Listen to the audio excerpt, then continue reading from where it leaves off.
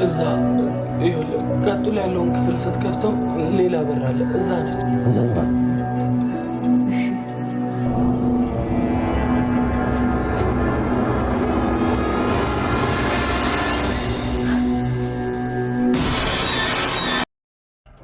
እኔ ኩላሊቴ ሊሰጠ የነበረው ሰው አዎ ሞቷል ብለው ነገሩኝ። ወይኔ በር የግሌ ልክ ነሽ። መርዝም አልጠጣም። አንተ ስትል ከሰከስ ነው የተበላው። የራሱ ጉዳይ። እሱም አንተ ልትወርሰው ነው። እኔ ምን ወርሳለሁ? ጫማ ሆነኝ ሱሪ ሆነኝ እና ምን ይሆን ነው የምትለው? ማለት ትህትና ቀጣይ ፓርት እጅግ አጓጊና እጅግ ልብ አንጠልጣይ የሆነው መሳይ ራሱ በዘረጋው ወጥመድ ራሱ ተበልቷል። ዝና ለሚወዱ ጓደኞችህ ስንት ዓመት አብረሃቸው ለሆንከው ያልሆንክ ለእኔ የማትሆንም በማለት ያለውን ብር ጥርግ አድርጎ ወስዶበታል። መሳይ የእጁን አገኘ። እበላለሁ ብሎ ተበልቷል። አሳልፌ እሰጣለሁ ብሎ የእጁን አግኝቷል። መሳይ ትህትናን ለመስጠት የተደራደረው ድርድር ዜሮ ዋጋውን አግኝቷል ማለት ነው። በስተመጨረሻ ቤት ማን ገባ? ተንከሲስ ያረገው እርምጃ የወሰደው ውሳኔ ምንድን ነው? ለአብርሽ መደወሉ የመሳይ አስመሳይነትና ራስ ወዳድነት እጅግ ያሳዝናል፣ እጅግ ልብ ይሰብራል። መሳይ ሰው እንደገባ ማንነቱ ያልታወቀ ሰው እንደገባ እያወቀ አድበተኛ ሲለው ጠቅለል ብሎ ትንግት ነው ያለው። ተንከሲስ ግን የከፈለው ዋጋ ምናልባት ትህትናን ይታደጋታል። እድሜ ለአብርሽ፣ አብርሽ ይደርስላታል ወይስ የሚለው እጅግ አጓጊና ልብ አንጠልጣይ ነው። የመቃብር ቆፋሪው አሳዛኝ ሕይወት ዛሬም እጅጉን ሁላችንም እንዳሳዘነን ነው። ሰላም ሰላም፣ የተከበራችሁና የተወደዳችሁ ውድ ቤተሰቦች ሰላማችሁ ብዝት ይበልልኝ። እኔ ተወዳጆች ፕሊስ ቪዲዮን ስትጀምሩ ፕሊስ ላይክ ሰብስክራይብ በማድረግ ጀምሩ። ለምታበረታቱ ደግሞ ታንኪ ሶማች ምለው እግዚአብሔር ያክብርልኝ። ዛሬም የዘውትር ድጋፋችሁን እሻለሁኝ። የማስተካክለው ነገር ካለም ይሄን አስተካክለ ይሄን ረሚ በሉ። ምክንያቱም ለእኔ የማይታየ ስህተት ለእናንተ ሊታይ ይችላል እና ከስህተት የተምሬ የተሻለ እንድሰራ የዘውትር ድጋፋችሁ አይለኝ ማለት ነው። ተወዳጁ ትህትና እጅግ አጓጊና ልብ አንጠልጣይ ሆኖ መጥቷል። እንግዲህ ምሳሌ ድራማ ደሳስ የሚሉ ብዙ ትምህርት ብዙ እውቀት የምናገኝባቸው ልጆችን እየወለደ ነው። እንግዲህ ትህትና ዳጣን ብዙ እየወልዳል ብለን ተስፋ እናደርጋለን። ከዚህ ህይወትም ብዙ እንማርበታለን።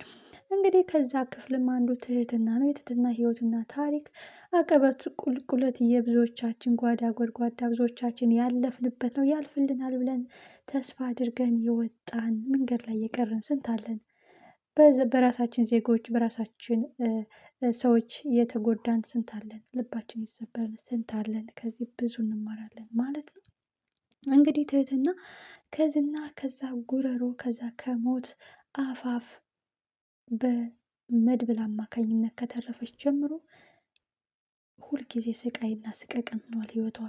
አብርሽ ተረጋጊ፣ ምንም ቢሆን አሳልፈን አንሰጥሽም፣ እነዚህ ሰዎች አደገኛ ናቸው ብሎ እንግዲህ የእነሱን ክፋትና የእነሱን የተደበቀ ወንጀል ከነገረቻቸው በኋላ እንግዲህ አብርሽ ከባድ እርምጃ ባንወስድ እንኳን ልንጠብቅሽና ልንከላከልልሽ ይገባል በማለት ብዙ ጊዜ ታድገዋታል።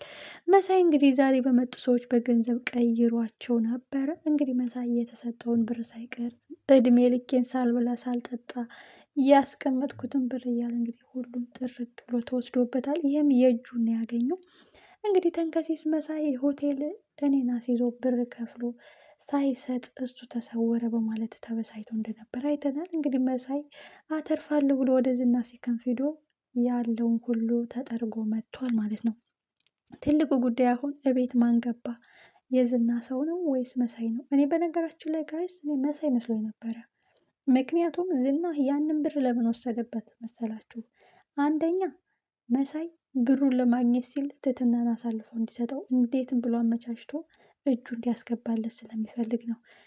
በመቀጠል ግን ለጓደኞች ያልታመንክ ለእኔ አትታመንም፣ ለብር ስትል ግን የራስህን የላብህን ብር ለማግኘት ስትል ለእኔ ትሰራለህ በማለት ነው እንደዛ ብሩን የወሰደበት ማለት ነው። ስለዚህ አሁን ምንድን ነው እርምጃው? ትህትናን ማን ነው የሚታደጋት? ትህትና ራሱ እያዘነችለት ወንድሜ አይዞ እኔ እሰጥሃለሁ፣ እሰራልሃለሁ፣ እኔ ሰርቼ እሰጥሃለሁ ስትለው እድሜ ላንቺ በአንቺ ጦስ ነው ደግሞ ሰውየው ሙቷል እያለ እንግዲህ ሲነግራት ይህ ማለት እንደ ከዳቸውና እንደ ሸጣቸው አልተሳካለትም እንጂ አሳልፎ እንደ ሰጣት ነው እየነገራት ያለው ለትህትና ማለት ነው። ስለዚህ አሁን ዝሮ ዝሮ እዛ ቤት የገባው ማን ነው የሚለው ጥያቄ ነው። አብርሽና ተንከሲስ ምን አይነት እርምጃ ይወስዳሉ? በእርግጥ ፊት ለፊት ይጋፈጧቸዋል አይጋፈጧቸውም የሚለው ከባድ ውሳኔ ነው። እነሱ ሽጉጥ ሊኖራቸው ይችላል። ግን ተንከሲስ እንዴትም ብሎ አብርሽ ከወጣ የሆነ ነገር ፈጥሮ ሰውየውን ይዘውት ከዛ ቤት ሊያስወጡት ትህትናን ሊታደጓት ይችላሉ። ግን እስከ መቼ በዚህ ሁኔታ መሳይ እያለ እና አብርሽ በሌሉበት አጋጣሚ ሰዓትና ቦታውን ወስኖ አሳልፎ ሊሰጣት ይችላል። ግን ከዚህ ቀን ጀምሮ ትህትና እዚህ መኖር የለባትም። ኦልሬዲ በራችን ገንጥለውና ከፍተው ከገቡ ምን ዋስትና አለን? ነገስ እኛ እንኳን እኛ ነን፣ ምንም አያደርጉንም። ግን ይችን ልጅ እስካላገኙ ድረስ አድበው አይቀመጡም። በየትኛውም ሰዓት ሊመጡ ይችላሉ ብለው እንግዲህ መሳይን ከዛ ቤት ሊያስወጡት ይችላሉ። ግን ዋስትናዋ እዚህ ቤት ከቆየች አሳልፎ እንደሚሰጣት ማረጋገጫ ነው የዛሬው ሁኔታ። ይታደጓታል ወይስ የሚለው በእርግጠኝነት አብርሽ ከኋላ ሂዶ ሊመታው ይችላል። ከባድ ፍጥጫ፣ ከባድ ግብግብ ይፈጠራል። ዋናው ውለታ የዋለላት ተንከሲስ ነው። እንግዲህ የግሌ እዚህ ቤት ሰው ገብቷል፣ ቀፎኛል፣ ከብዶኛል አብርሽ ንቃ ስትለው እንግዲህ ተንከሲስ ብዙዎቻችን ፈገግ እያደረገን የዚህ ቤት የዚህ ድራማ ድምቀት ተወዳጅነቱ ሆኖ እንዲቀጥል አድርጎታል። እንግዲህ አላየውም አልሰማውም እያለ እንግዲህ ተንከሲስ ኦልሬዲ እንደሚጎዱት የሆነ ነገር እንደሚያደርጉት ያውቃል። ግን አላየውም አልሰማውም።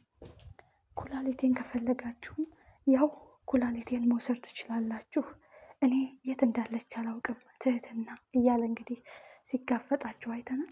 እኔ ህፃን ልጅ ነኝ ሲልም እንግዲህ ብዙዎቻችን በሳቅ ነው። እኔ በተለይ በጣም ነው ፈገግ ያደረገኝ። አሁን ለትህትና ትልቅ ውለታ የዋለለት ተንከሲስ ነው።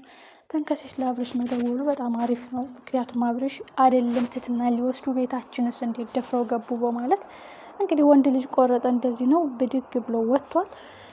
ቀጥታ ወደ ትህትና ክፍል ነው የሚሄደው። አብርሽም ሄዶ ይጋፈጣቸዋል። አንደኛ ብቻውን ነው ይሄ ሰውዬ። ከኋላ ሄዶ ቀስ ብሎ ሄዶ ከኋላ አብርሽ የሆነ ነገር ድብድብ ቦክስ ከገጠሙ ተንከሲስን መጥቶ የሆነ ነገር ሊያደርግ ይችላል። ስለዚህ በቀላሉ ትህትናን ይታደጓታል። ለዛሬ ግን ዘለቄታዊ መፍትሄ ምንድን ነው? ትህትናን የሚያድኑበት ዋስትና ያለው ህይወት እንድትኖር የሚያደርጉት እንዴት ነው የሚለው ነገር በጣም አጓጊና ልብ አንጠልጣይ ነው። በተለይ አብርሽ ካሁን በኋላ ትኩረት ሊሰጠው ይችላል።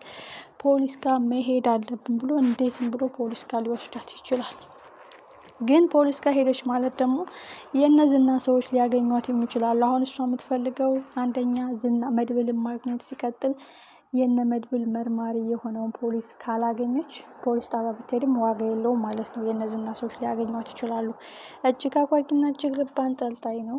ብዙ ትምህርት እናገኝበታለን፣ ብዙ እውቀት እንቀስምበታለን።